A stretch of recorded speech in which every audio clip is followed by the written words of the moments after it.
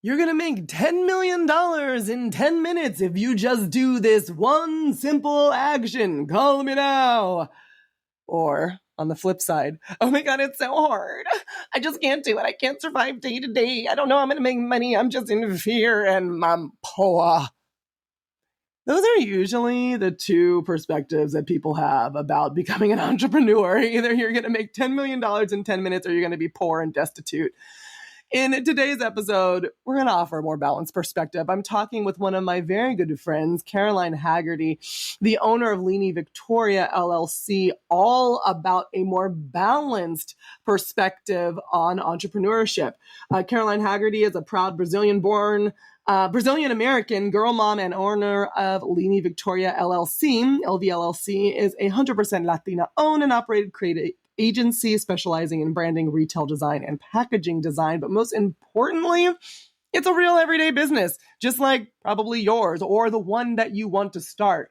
If you are a newbie entrepreneur and you're looking for someone to just give you some real talk about entrepreneurship, or you're a current entrepreneur and you just want someone to relate to and to feel seen and to feel heard and to feel appreciated, well then, my friend, this episode is for you. All right, let's go.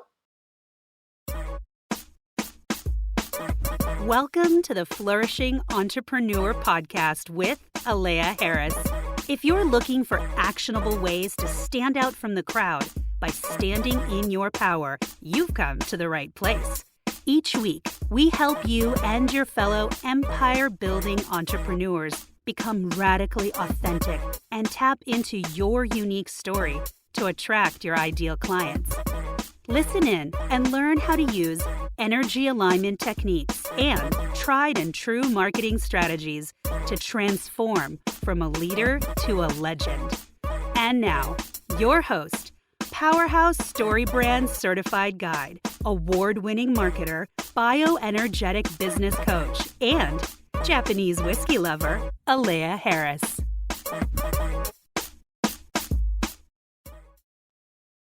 Hello, Caroline. Thank you for joining us here today on the Flourishing Entrepreneur Podcast. How are you doing today? I'm good. Thank you for having me, Alea. I'm a big fan of yours, so I'm excited to get a chance to chat with you today. Well, the feeling is mutual because, for those that don't know, the backstory of Caroline and I is that we met when we were in the Goldman Sachs 10,000 Small Businesses program together. And we sat at the same table with the other beloved Goldman girls on day one, and it was a love connection ever since. Absolutely. Really, ever since then. So you are actually getting to, dear listener, listen to an interview with one of my dear friends. So it's going to be probably a little different because I actually know her. She wasn't just pitched to me by a podcast agency. I'm excited. I think it makes for nicer for the audience to listen when the guest and the host kind of have that connection. Absolutely. I think so. So, Caroline, we've already told the people about you, but how did you get to be where you are? Can you tell us maybe 1 to 2 minutes, your journey of becoming this illustrious designer? Sure. I think I always had this entrepreneurial spirit ever since I was a little girl. I used to make these little model magic figurines and sell them for $5 to my family members. But I also always thought that being a creative professionally was a quick ticket to the starving artist lifestyle, which I was not down for at all. So my thought process was, okay, how do I monetize this skill set? And the only path that I saw for that was getting a degree and becoming a designer on a corporate level, which I did for many years. I did that for probably just under 10 years. And I think the whole time I was doing that, I kept seeking out a creative leader that could kind of serve as a mentor and teach me, improve my skills, not only as a designer, but just holistically across in my professional career. And I didn't find that. I don't want to speak negatively, but I don't feel like I ever had a boss that was great and really felt like a leader to me. So as I got more experience, I worked for so many different brands. My experience is primarily in beauty and fashion. I was like, I think I can just do this, because I would see the brands I was working for, we were hiring creative agencies, And I take a lot of pride in my technical skill set as a designer. So I could see that the work they were delivering was oftentimes not amazing and also like quite expensive. And I'm definitely not perfect, so I'm not trying to speak disparagingly on the other agencies.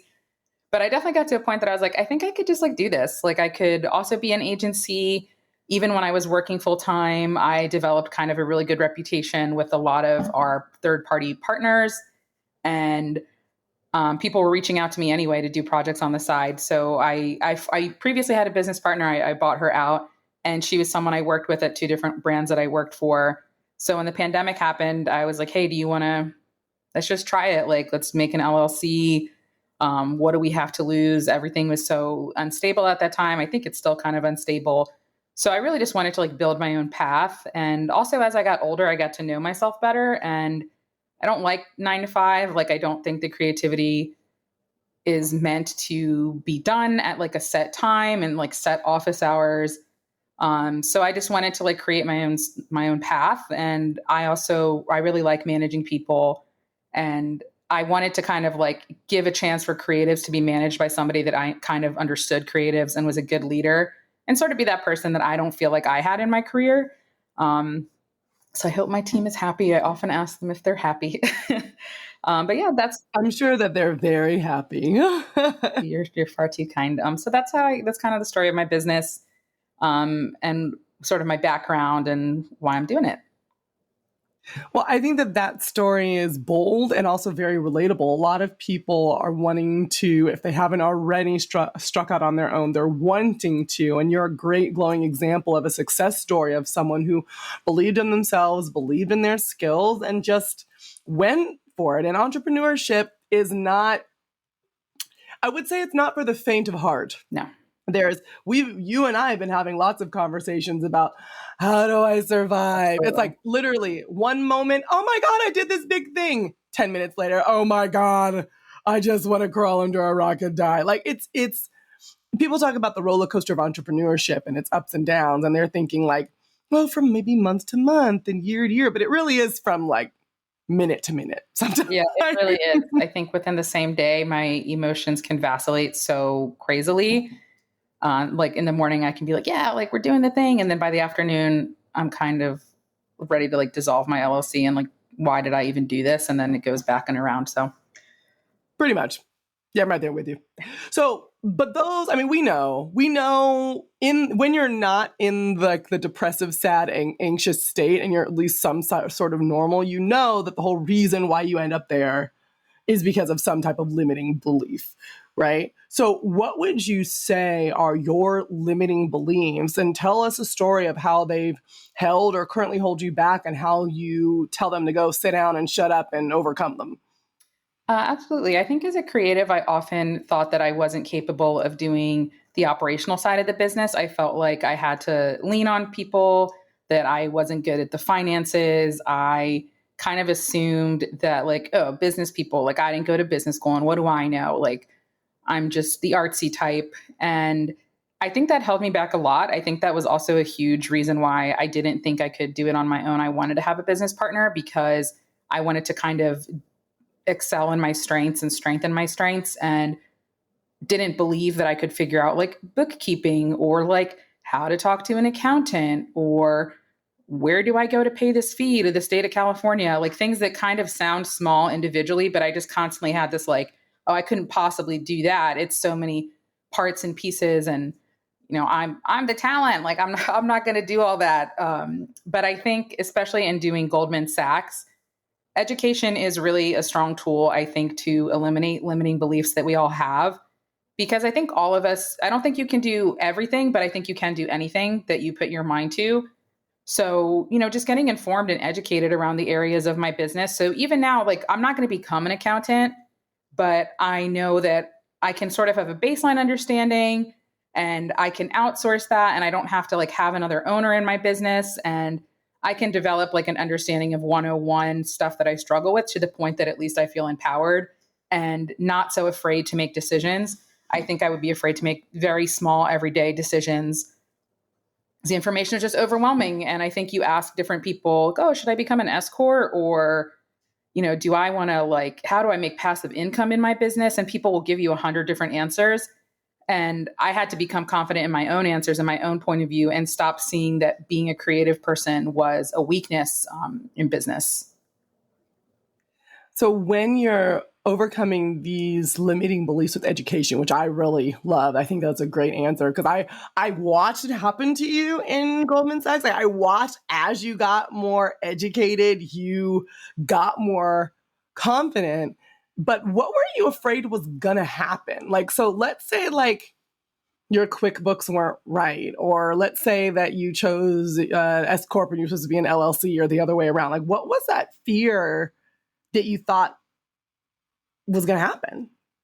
I think I have a debilitating fear of debt and financial loss. My dad was poor Irish Catholic from Philly, and my mom immigrated here from Brazil.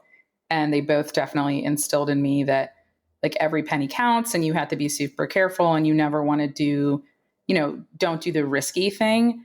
So I know it sounds ridiculous, but I was like, oh, if I'm paying for QuickBooks and I'm not doing QuickBooks correctly and I spent $100 this month on QuickBooks, like that was a waste of $100. Or, I can only go after things that are certain, and I want to make sure that every expense that I'm incurring for my business is actually showing a return. And that's not it. That's not really the way to think about things. And I think I naturally, despite the way that I was raised, I have a high risk tolerance.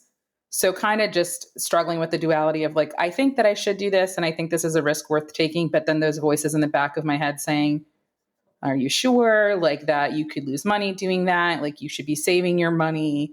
And also time. I think my time is super precious. Like I have a kid, I work, I have pets, I live in LA, it's like it's busy. Your life is busy. So I would get so angry if I felt like, oh, I just spent a couple hours doing this thing and it was a waste. It was a waste of time. It was a waste of money. Instead of seeing those things as investments for a long-term payoff. But I think the ability to think long-term is an entrepreneurial perspective. It's like something you kind of have to develop. Absolutely. Especially right in the beginning when you start, most likely you're bootstrapping your business. That's how most people, especially most women, start their business. And you're like, can't think long term because this money that I have about to run out next month. So what are we gonna do? I feel that. But you're such an interesting little kitten because you're like one side of your mouth, oh, I have a hard time with risk. The other side, well, I less risk averse. And then you became an entrepreneur, which is one of the riskiest things that you can do. For me, entrepreneurship is like akin to like running around with like playing with scissors in like a cobblestone street. Like you're probably going to trip and you're probably going to stab yourself. But you did it anyway. Someone who is like raised with this mindset of not being too risky. So what was the thing that really you're like, no, I am doing it? What pushed you over the edge into planting your flag as an entrepreneur? Because I think what you're saying, a lot of people resonate with. They're like, oh my God, that seems scary. And I'm probably, sorry, dear listener, probably not helping with my running around in the streets with scissors and cobblestone analogy. I'm just telling you how I feel. I'm just telling you my real feelings. That was valid. Anyways, that was very valid. Probably not helping. Probably not helping. But a lot of people, I'm sure, like that sounds like something I don't want to do, but I do still want the purported financial freedom that comes with it. So what was it that made you go, I'm going to ignore those scared voices and the things telling me this is too risky and do it anyways? Sure. I'm not a religious person, but I'm a pretty spiritual person. And I think that your path and your destiny is sort of inevitable and you can sort of slow yourself down on the way to get there, or you can just like give into it. And I think for me, you kind of have to pick your discomfort, right? Like I think a lot of 9-to-5 people will agree that it sort of sucks, but to them it sucks less than pursuing like your own path. And this is pretty common with designers. I think you work somewhere for a year or two and then you're like, I hate it here. I want to go somewhere else. So I kept hopping around and I was never happy. And I hated that my like financial liberty and just my life was in the hands of other people. Like I was let go the day after I told my boss I was pregnant. I also, like at another company, they said they were cutting staff, and coincidentally, they let go of all the moms. There were like 3 of us.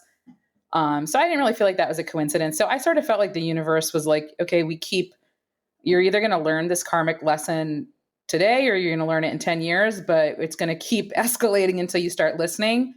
So I feel like my hand was forced a little bit, and my destiny, I just decided to give into my destiny sooner rather than later. I think none of us are getting any younger. And I want to enjoy my life. And I think LA, especially living in LA, the first year I moved here, I really hated it. I'm originally from Florida. I almost moved back because it was just so expensive and it was so hard. And I never did anything fun in LA because, again, I was like, my time has to be generating income. And people would tell me like, well, you're never going to like it here if you don't actually experience the city. So I really like to be an entrepreneur too, to experience the city. You know, I want to go to a museum with my daughter or go on a day trip to the beach, whatever. And I think being an entrepreneur allows me to be my true indulgent Libra self that just wants to do things on my own time and enjoy my life and soak up all the beauty of SoCal, and not really answer to anybody. I mean, I answer to my clients, but at the end of the day, I want to be able to answer to myself. Yeah, amen to that. So tell me then, now that you dove in, you're doing it, you're successful at it, you've got more education to be more confident as you're being more successful on your journey, and you're probably able to look further than next month, hopefully. How do you set that strategic vision or plan? What are the elements that you include, and what's the process that you take to do that now that you're an actual entrepreneur? It's I feel like in the beginning when you're an entrepreneur, everybody, we're like entrepreneurs / hobbyists, right? Like we're kind of entrepreneurs, but you're like several years in, like you're a big girl entrepreneur. So what do you how do you look further ahead making this commitment to this entrepreneurial lifestyle? Sure. And I don't know if it's taboo to say this. I don't know that I consider myself a super successful entrepreneur, but I guess it's just comparing yourself to other entrepreneurs where I see. Well, what does successful mean? I guess that's a better place to start first. I think like, what is numbers attached to it? Like, I want to make certain like monthly sales goals. I would love to do remodeling projects on my house. I'd like to be able to go see my grandma in Brazil for a month and like take a month off. And that like doesn't, I think at this stage of business, and the reality is, I don't know if you can ever fully take a whole month off like anybody. And it's nice because we have so much technology now to be able to balance that. According to the folks on Instagram, you can. Don't you know Instagram is life? Come on, Lini. It's all smoke and mirrors. Everything is smoke and mirrors. It's really crazy. And I'm so sorry. I think I lost track of your actual question because I love. That's okay because I've interrupted you like 3 or 4 times. So it's actually more my fault than your fault. So my bad. But my original question was about your strategic planning and how you do planning. But then you said, well, I don't think I'm a successful entrepreneur yet who's in this strategic planning phase. And I was like, okay, well, what does that even mean? So feel free to take it either route you would want, talking more about what success means, or, because I do believe you are successful, what your strategic plan is, or your strategic plan to become more successful than you are now. Sure. And I guess I'll backpedal a little bit and say that I think in other metrics, I feel successful. I think my health has improved a lot being an entrepreneur.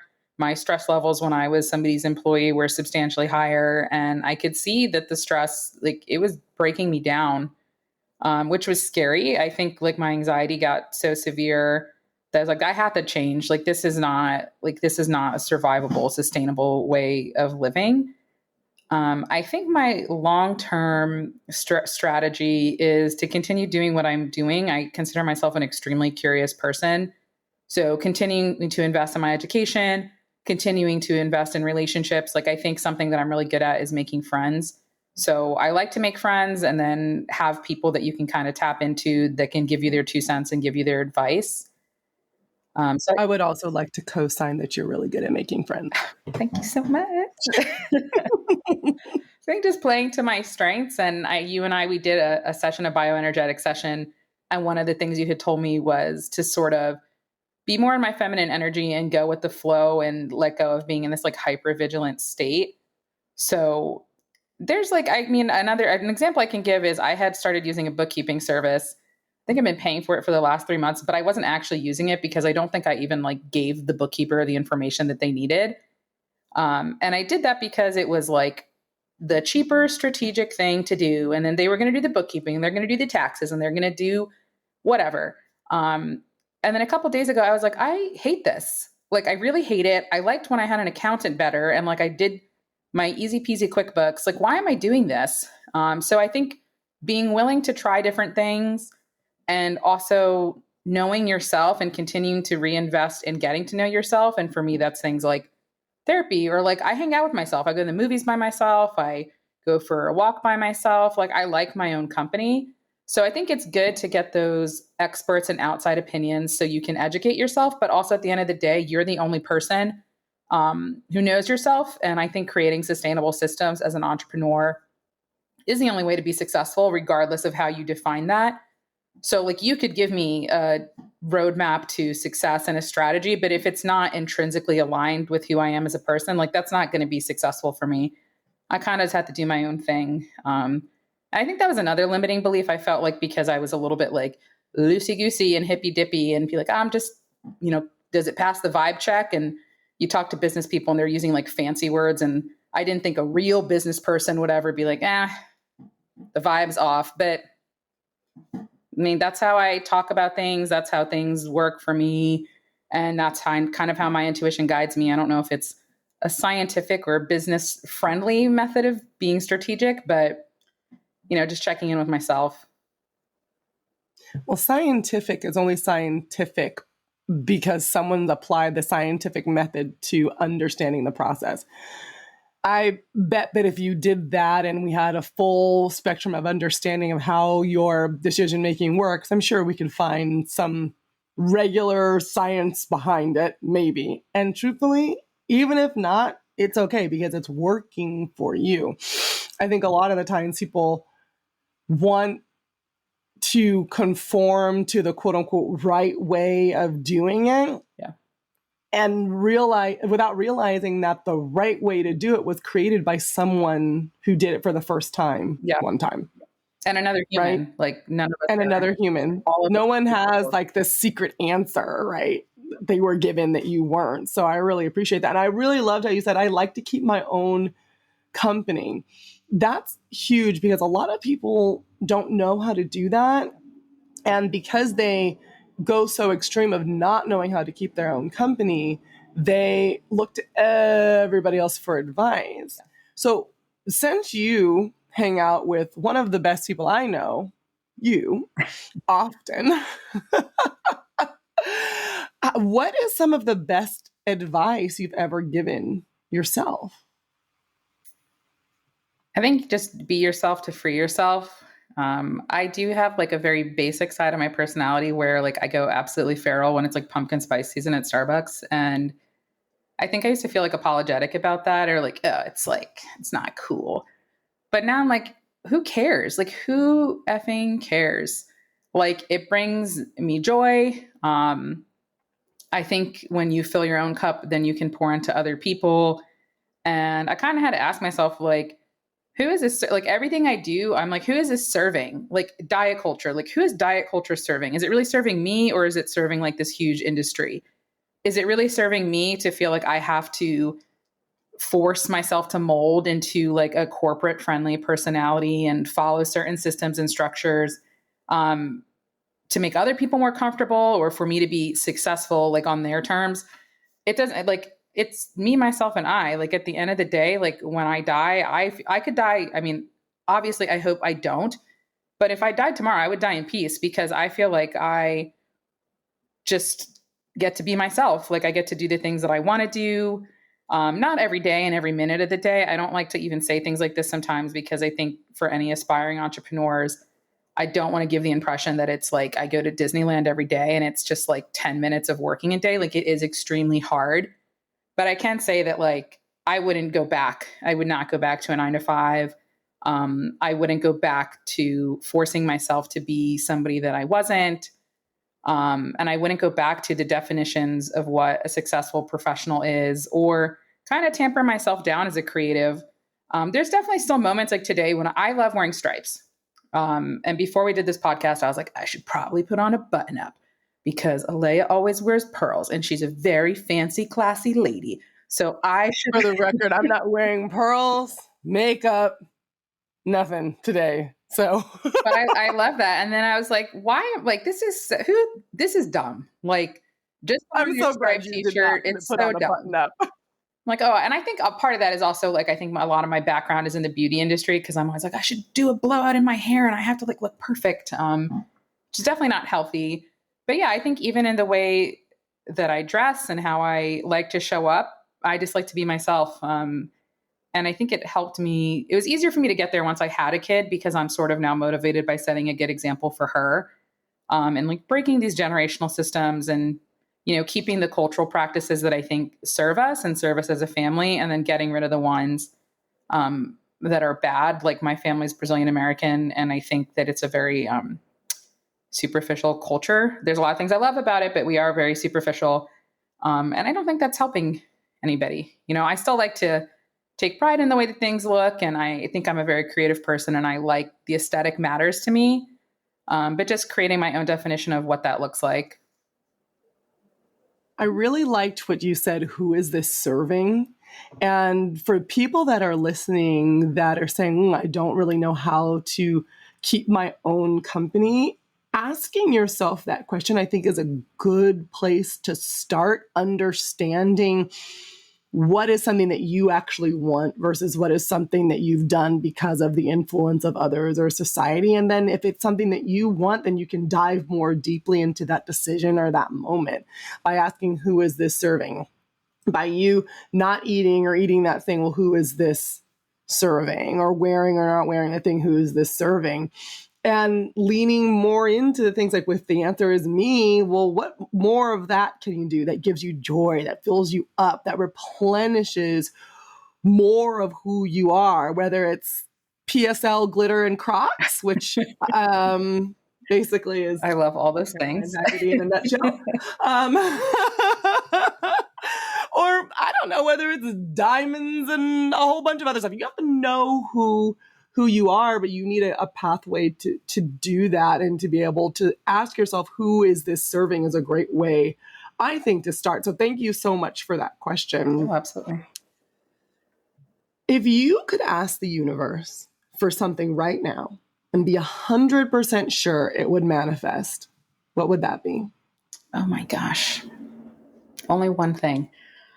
I think I would ask for infinite money. And that might be like a cop-out answer. No, there's no cop-out answers. I like that answer. Hey, universe, is this thing on? If you give that to Caroline, can I just also have that? Is it like, it's like a 2-for-1? Okay, just checking. I think a lot of people, especially women, have like weirdness around money, where we don't want to ask for it, or we think we don't deserve it, or a lot of the things that I think many of us are naturally really skilled at are not compensated. So we don't have access to the money. And I think sometimes people think like money is like dirty or bad. But my thing is like, the money is the money. It's on earth. And I think I would use it for better things than like Jeff Bezos. So like, give it to me. So I think just being like, are you confident that what you would be using the money for is like positive and contributing to the world and contributing to your community in a positive way? Like, why not? Like, I work hard, I want money. Yeah, work hard, I want my, absolutely. So Caroline, there's lots of reasons why I would choose to work with you as a designer, have you as a friend. You're a wonderful advice giver, encourager, incredibly talented. I love when you send pictures of the stuff that you've done for brands and it's featured inside of Sephora and things like that. I mean, it's impressive. Like, I'm like, oh my God, I know her. But if you had to tell the people in your own words why they should choose you over your competition, what would that be? I'm a very technically sound designer, so I think about things as they will exist in reality. I think that like design with many other things, there's people have different strengths and different weaknesses. But for me, I do both 2D and 3D design. I do print design.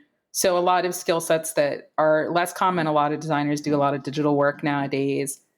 And I am very thoughtful and holistic in my design. So the aesthetic matters, but also thinking about what's the goal of this design? What's the goal of this project? Who is interacting with this design? Where are they interacting with it? What do you want them to do? Like, should they purchase something? Should they be educated on a product?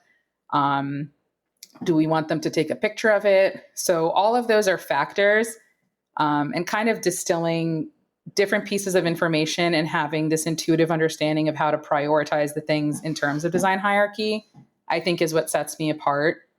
And I really just, I don't know if we're allowed to curse, but I give a shit. I really, really do. Like, I want the work to look good. I want the work to be successful.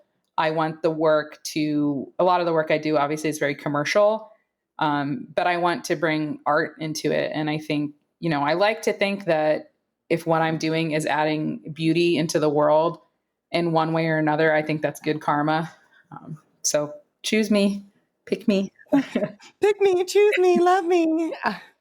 I think that is all really great reasons why someone should choose you. I wish I had like a physical product because I would choose you. I don't know, maybe one day.